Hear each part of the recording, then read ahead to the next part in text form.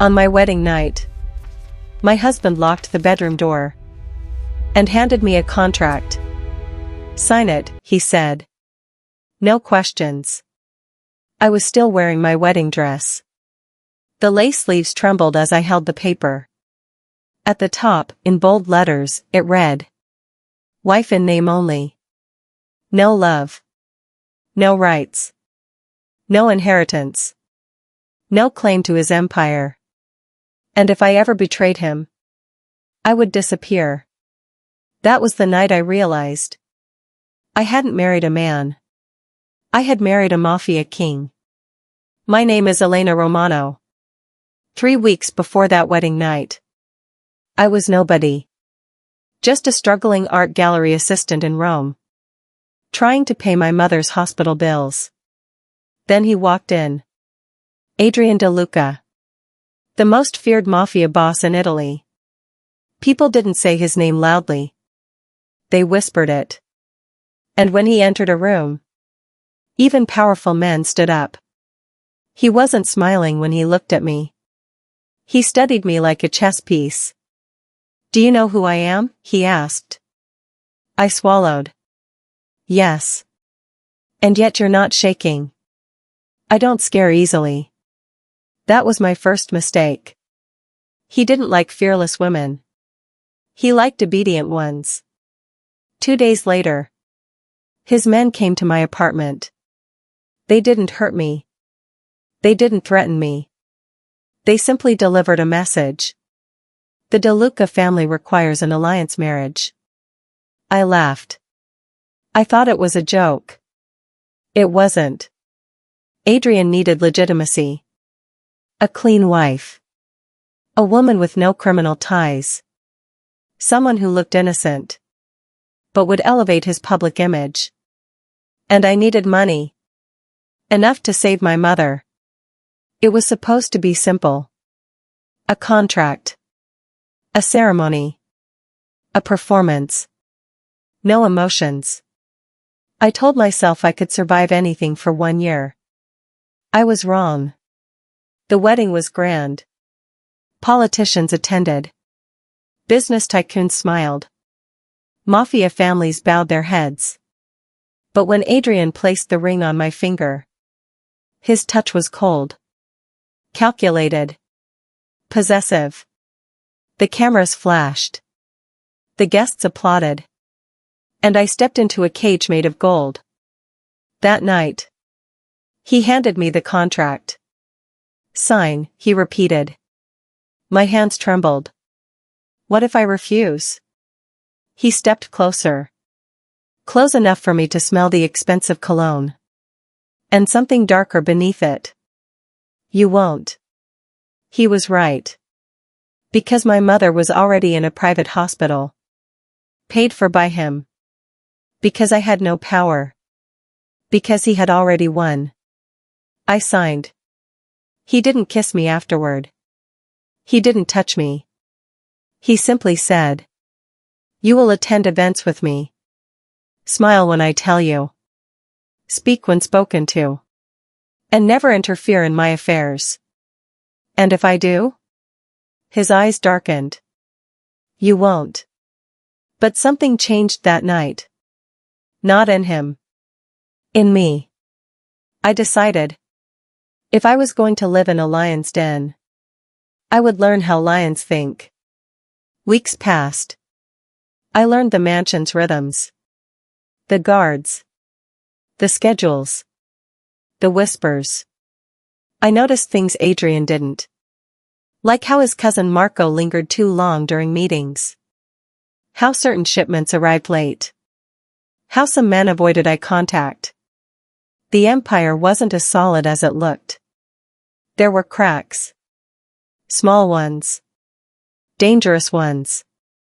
One night, I made a mistake.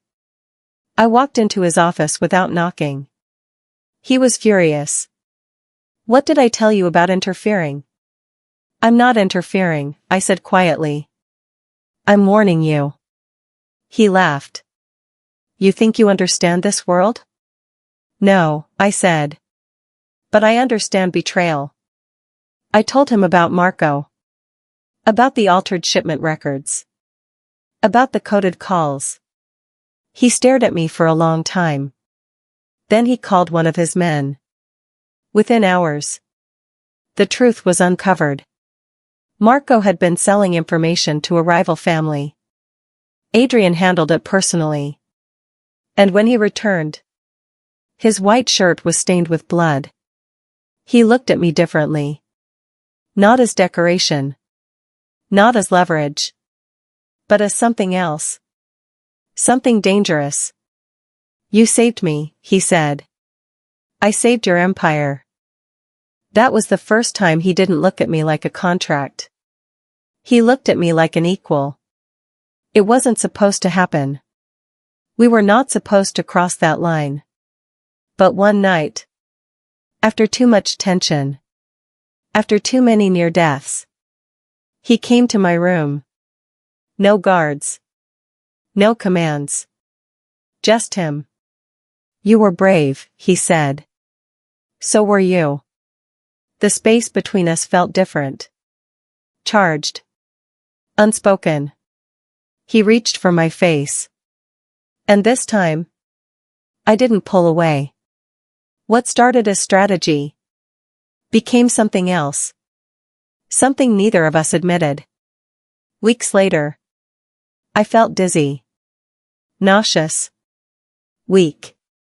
The doctor confirmed it. You're pregnant. The words echoed. Pregnant. With the air of the most feared mafia boss in Italy. I should have been terrified.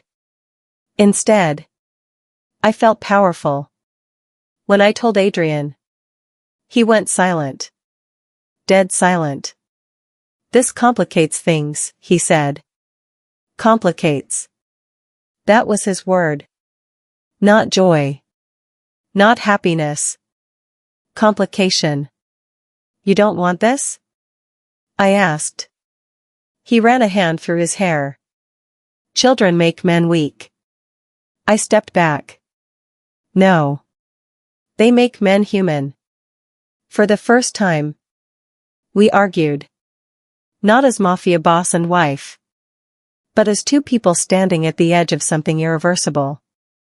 The rival family found out. Someone leaked the news.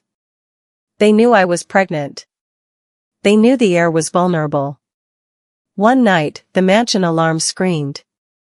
Gunshots shattered the silence. Men shouted. Glass exploded. Adrian dragged me into a hidden room. Stay here, he ordered. No, I said. But he was already gone. I heard bullets. Screams.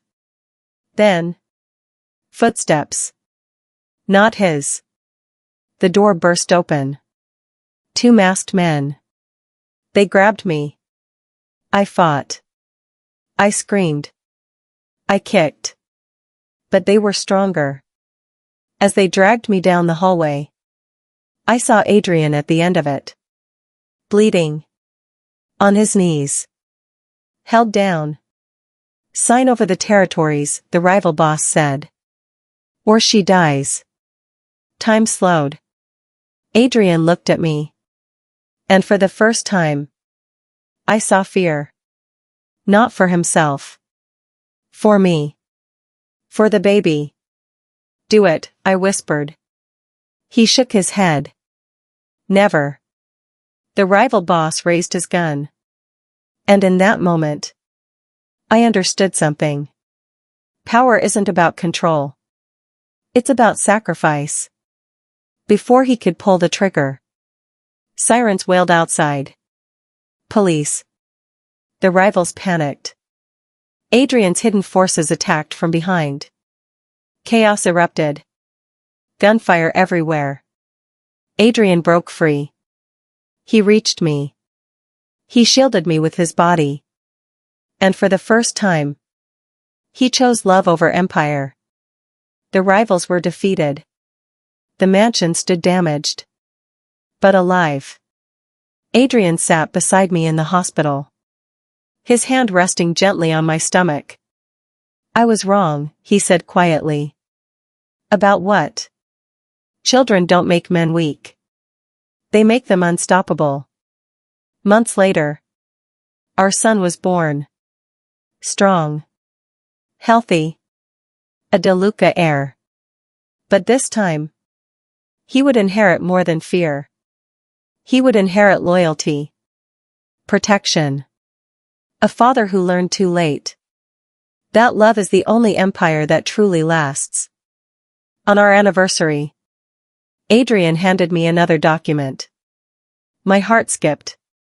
But this time, the paper read, full partnership. Equal authority. I looked up. He wasn't commanding. He wasn't cold. He was certain. You were never just my wife, he said. You were always my greatest weapon. And I smiled. Because this time, I wasn't signing to survive. I was signing to rule. They thought I married a mafia boss for power.